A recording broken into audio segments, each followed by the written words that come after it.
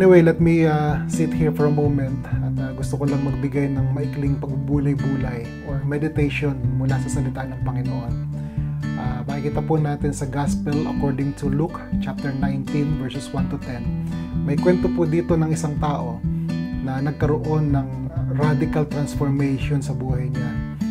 Wala akong makitang eksaktong translation ng salitang radical sa Tagalog.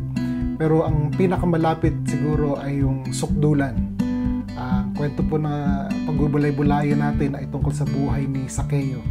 At si Zaccheo ay nagkaroon ng sukdulang pagbabago sa buhay niya matapos niyang magkaroon ng isang inkwentro sa isang tao na bumago ng lahat ng kanyang pananaw, lahat ng kanyang paniniwala, lahat ng kanyang kilos.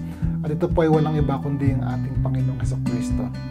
So basahin po natin ang kwento ni Zaccheo mula sa banal na kasulatan. Pumasok si Jesus sa Jericho at naglakad sa kabayanan. May isang tao roong ang pangalan ay Zaccheo, isang pinuno ng mga maniningil ng buwis at siya'y mayaman. Sinikap niyang makita si Jesus upang makilala kung sino ito. Ngunit sa dami ng tao, hindi niya ito makita dahil siya'y pandak. Kaya't patakbo siyang nauna sa dadaanan ni Jesus at umakyat sa isang puno ng sikamoro. Pagtapat ni Jesus sa lugar na iyon, tumingala siya kay Zaccheo at sinabi, "Zaccheo, bumaba ka agad sapagkat kailangan kong tumulay ngayon sa iyong bahay." Nagmamadaling bumaba si Zaccheo at tuwang-tuwang tinanggap si Jesus sa kanyang bahay. Lahat ng nakakita nito ay nagbulong-bulungan. Nakikituloy siya sa isang makasalanan, sabi nila. Tumayo si Zaccheo at sinabi niya kay Jesus, "Panginoon, ipamimigay ko po sa mga mahihirap ang kalahati ng aking kayamanan. At kung ako'y may nadayang sinuman, isasauli ko ito sa kanya ng makaapat na beses." At sinabi sa kanya ni Jesus, "Ang kaligtasan ay dumating ngayon sa sambahayang ito sapagkat anak din ni Abraham ang taong ito. Ang anak ng tao ay naparito upang hanapin at iligtas ang naliligaw." Pagpalain ng Panginoon ang pagkabasa ng kanyang mga salita. As we meditate sa mga verses na ito, I'd like to share and impart lessons na sa paniniwala ko ay binigay ng Diyos sa akin upang maibahagi ko sa bawat isa sa inyo. Ginawa ko po ito na 5Ps. Kung yung gobyerno po natin merong programa na 4Ps para sa mga mahihirap, ito naman ginawa kong 5Ps o 5 artikulo o 5 items na nagsisimula sa P sa Tagalog. So tingnan po natin baka sakaling makarelate po tayo. Ang unang aral na makikita natin ay seeking transformation o yung una pong P, paghahanap ng pagbabago. Sa ngayon sa passage na binasa natin, si Zacchaeus ay isang tax collector. At dahil sa profession niya, siya ay napakayaman. Well, bawal ang judgmental, pero I think alam niya na kung bakit siya mayaman, right? Anyway, sa bagay, sa mga following verses naman, makikita naman natin na right from the horse's mouth, so to speak, na inamin niya mismo na siya'y may mga nadaya. So si Zaccheo ay nagtatrabaho po sa modern day BIR or Bureau of Customs sa Pilipinas or IRS naman dito sa Amerika. He's living a life that is marked with dishonesty and greed. Subalit deep down in his heart, he is looking for something more. Naghahanap siya ng bagay na hindi kayang ibigay ng salapi at yaman sa kanya. Friends, darating sa buhay natin na bagaman na-achieve na natin lahat ng pwedeng ma-achieve sa buhay, marahil naabot mo na ang mga kayamanan, lahat ng tagumpay, kasikatan, lahat ng achievements sa buhay. Pero at some point, you will realize na lahat pala ng material things na meron ka, hindi pala sapat lahat yun para mahanap mo ang tunay na kaligayahan. Sabi nga ni Blaise Pascal, isang French mathematician noong 17th century, "There's a God-shaped vacuum in the heart of each man, which cannot be satisfied by any created thing, but only by God, the Creator, made known through Jesus Christ." Darating ang panahon that you will realize that money is not the end-all and be-all of life. Gusto ko itong sinabi ng kaibigan kong actor na si Jim Carrey. Sabi niya, "I think everybody should get rich and famous and do everything they ever dreamed of, so they can see that it's not the answer. Dadating ang panahon that we will be looking for something else. And that's what happened sa buhay po ni Zacchaeus. Naganap siya ng pagbabago. So, Zacchaeus' life teaches us the importance and significance of transformation and the genuine desire to seek Christ.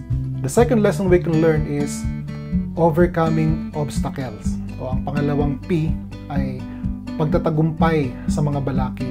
Sa ngayon sa passage na binasa natin, si Zacchaeus po ay may physical na kakulangan. Yung version nga na binasa natin is so bold in saying na siya ay pandak. Ouch! Ang harsh naman nun. Buti na lang, binigyan tayo ni Lord ng medyo a little bit extra height. No?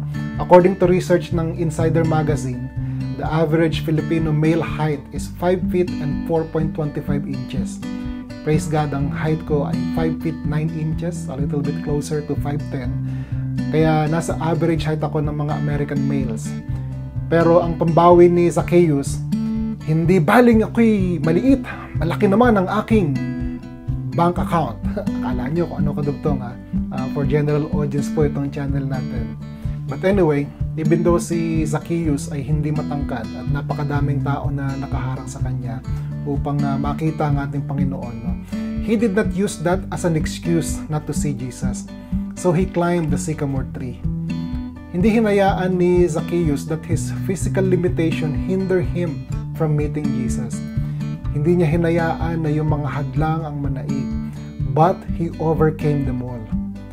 Sa buhay natin, mga kaibigan, maraming bagay ang pwedeng humadlang sa atin. Napakadaming mga excuses, napakadaming mga kadahilanan. Sabi nga natin, kung gusto may paraan, kung ayaw, maraming dahilan. And this is a reminder sa akin as someone who starts sharing contents dito sa social media. I needed to overcome a lot of those things that hinder me from reaching my goals. You know, every time na makikita ko, ang baba naman ng views ko, ang baba ng subscribers ko, naisip ko to just stop doing it because baka hindi naman para sa akin to. But I always have to remind myself na I'm doing this to share the gospel. So kahit konti lang yan, I'll do it for the ones na nakakapanood. The problem with the generation today, they want to achieve maximum results with the minimal efforts they exert. Tandaan natin lagi that if you want to produce extraordinary result, you have to make extraordinary actions. Yan po ang napatunayan ni Zacchaeus. Para mapansin siya ni Jesus, he had to do something not a lot of people were willing to do. And because of that, he experienced a very important event in his life. And the third lesson that we can learn from his life is unexpected encounters. O yung pangatlong P, pambihirang pagtatagpo. Hindi alam ni Zacchaeus na yung desisyon niya na umakyat sa puno upang makita ang Panginoon ay magbubunga ng pambihirang pagtatagpo na magbabago ng buhay niya. This is what we call life-altering encounter with Jesus. And because of that, Jesus called him by name. Sabi ni Dale Carnegie, remember that a person's name is to that person the sweetest and most important sound in any language. How much sweeter can it be when it's Jesus who calls you by name? Sabi sa Isaiah chapter 43 verse 1, do not be afraid, for I have ransomed you.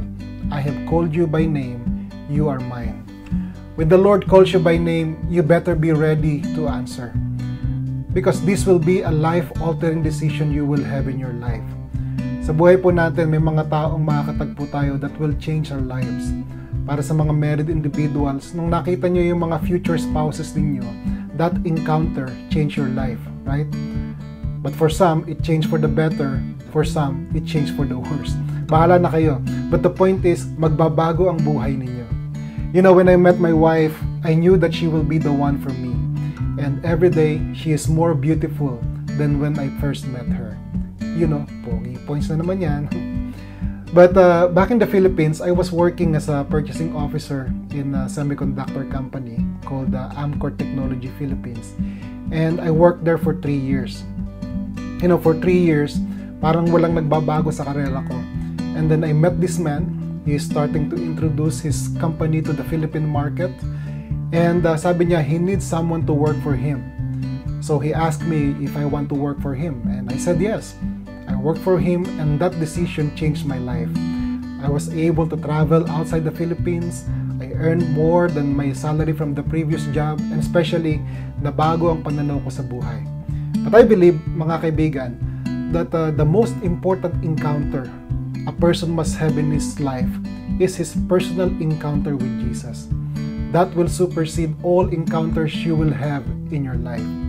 Alam nyo, wala pa akong nakilala in my more than 47 years of existence na nagsabi sa akin na, alam mo, sana hindi ko na lang nakilala si Jesus. Sana hindi ko na lang sinuko yung buhay ko sa Kanya. Sana ngayon, nasa bisyo pa din ako. Sana ngayon, magulo pa din ang buhay ko. Sana ngayon, sira pa din ang marriage ko. Sana ngayon, hindi pa maayos ang relasyon ko sa pamilya ko, etc., etc. Alam nyo, lahat ng Bible-believing at discipled Christians that I met will always say na, I'm so glad I met Jesus in my life, and that encounter has transformed my life. Friends, be ready for that encounter with Jesus. Why? Because He will change your life. Ang pang-apat na aral na makikita natin sa buhay ni Zacchaeus, at ang pang-apat na P, repentance and restitution, or pagsisisi at panunumbalik.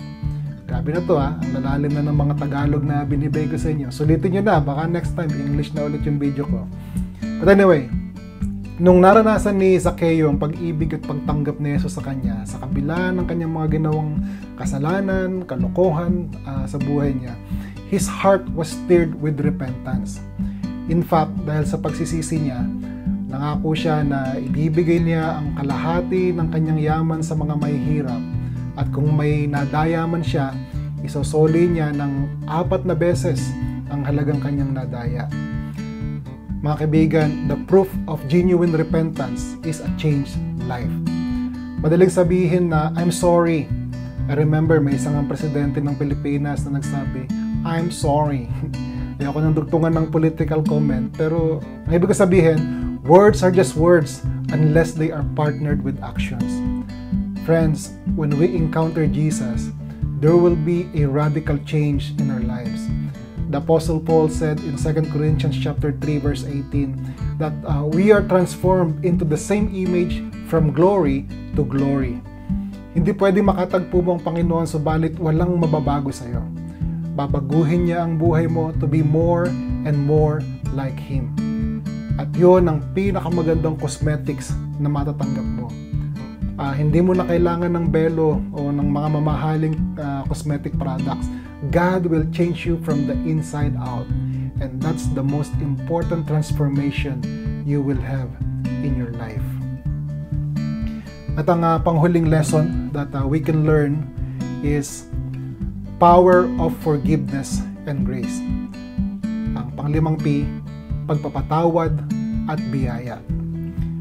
Bilang tugon sa pagbabago ng puso ni Zacchaeus, tumugon ng Panginoon, ang kaligtasan ay dumating sa sambahayang ito, na parito ang anak ng tao upang hanapin at iligtas ang mga naliligaw.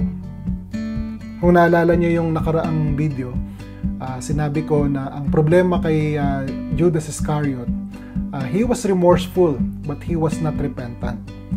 Nagdadalamhati siya kasi meron siyang ginawa na hindi tama. Pero hindi niya sinuko ang buhay niya sa Diyos. Ito po ang kaibahan ng buhay ni Zacchaeus. Yung pagsisisi niya may kasamang pagbabago. At dahil dyan, tumanggap siya ng dakilang biyaya at pagpapatawad.